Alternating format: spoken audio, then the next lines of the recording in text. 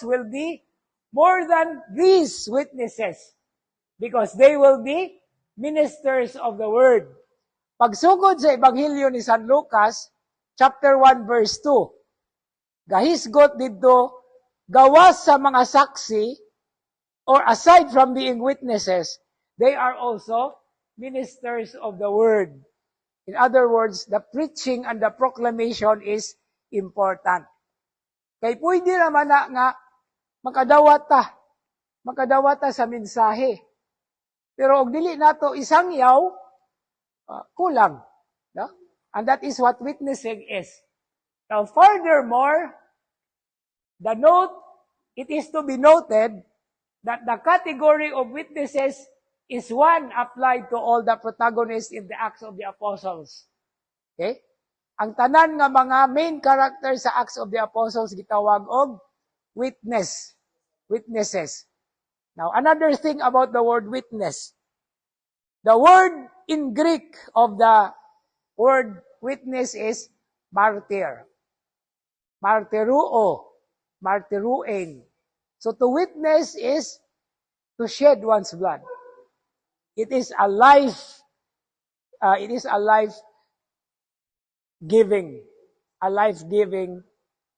exercise.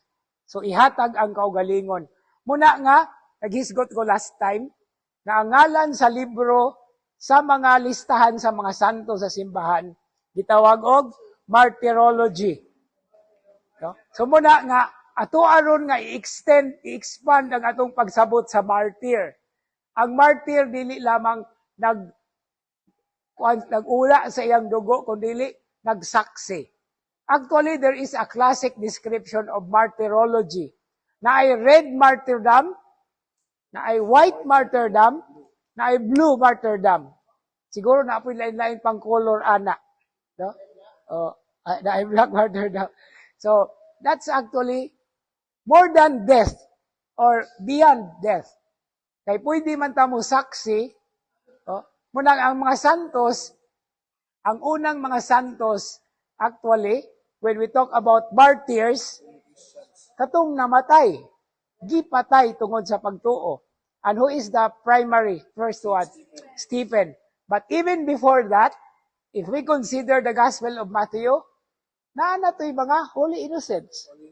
Katong gipamatay tungod pagkatao sa Ginoo. Okay, but then that is an imagery of what happened during the time of Moses. So, martyr.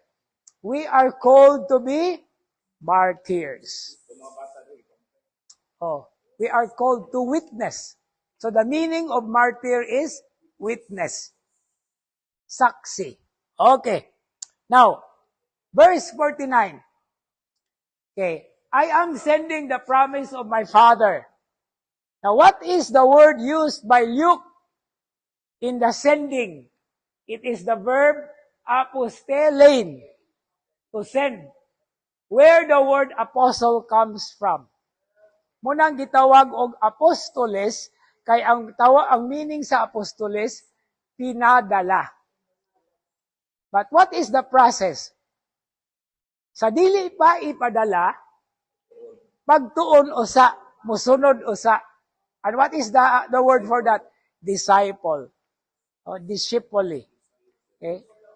So, disipulo, maestro, apostoles. So, pagtuon usa. And that is what Jesus did, di ba? He called people to follow Him, to study with Him, to become His disciples. And then, they are being sent. So, gikan sa pagkadisipulo, nahimong apostolo. Okay? Disciples to apostles. And that is also what happens to us. Okay? Magsugod gyud ta og formation, and then we go to mission, which is actually being sent or apostles. Okay. Now the word apostelein is a particularly striking expression because it reminds us both of Jesus being sent by the Father as a prophet and of the sending of His disciples or emissaries. Siya nga pinadala sa amahan, nagpadala usab sa iyang mga tinunan. No? And that is the beautiful word about apostolicity. Now, unsa man ang mga elements o characteristics sa ato ang pagtuo. Nagatuo kami sa usa, santos, apostoliko, katoliko nga simbahan. So as apostolic church, we are being sent. The one holy Catholic and apostolic church. No, every time we recite the creed, kanunay tang gipahibalaan nga gipadala kita o pinadala sab kita. Okay, another word in that verse 49 is that word promise. And it is very close to Epanggelia. Okay, now unsa may nindot aning Epanggelia? Epanggelia is promise. Euangelia or Euangelion is good news. So, Ebanghelyo, maayong balita. Epanghelyo, pinadala. And the word there is angelo.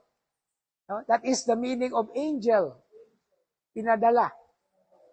No? Messenger. No? So, matag-usa nato na ay mga anghel. Sama sa ilang giingon, naapoy mga demonyo. No? Na kanunay nga picture diha, kita o niya, naay anghel sa tuo, naapoy demonyo sa wala. Okay, so but angelo is actually, angelain is actually sending. No? So, Epanggelia is being sent over. Okay, Euangelio is good. Okay, maayo. No? Maayong balita, that's Euangelio. Maayong mensahe. Okay, now, kining maong pulo nga promise, gihisgutan na ni San Lucas in chapter 1 of the Gospel, verse 4. Okay? And the language of promise is more